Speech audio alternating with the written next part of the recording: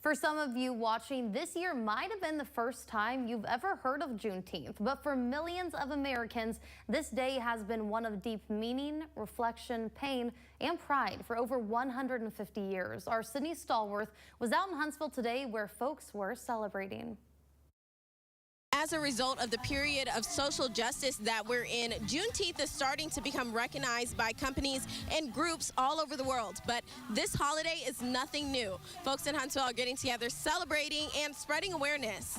Pay homage to our ancestors that made it possible for us to be on platforms and be able to hold events such as this today. A Juneteenth celebration put together by the Rebuild Project has brought locals out of all ages and backgrounds. Organizers say today is an important day in history, one that has been largely ignored by the American government. July 4th, on our Independence Day, we were still, in fact, we were still slaves, simple as that.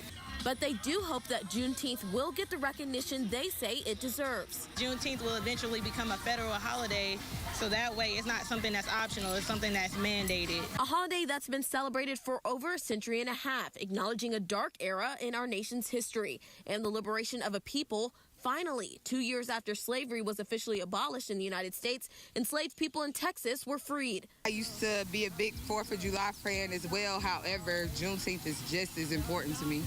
Absolutely.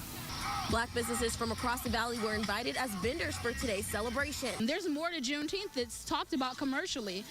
There were the Gullah Wars. That talks about the resistance that our people always had to being enslaved, because we weren't slaves, we were enslaved. Joya Portiz, vendor and owner of Sun Lotus Holistic Services, is a mother of 9 who brought her family out to learn about this important day in American history. When you know where you come from, you know where you're going, and I want to give them that leverage in life. For a list of more Juneteenth events happening all weekend, head on over to RocketCityNow.com. Putting the Valley first, Sydney Stallworth, WZDX News.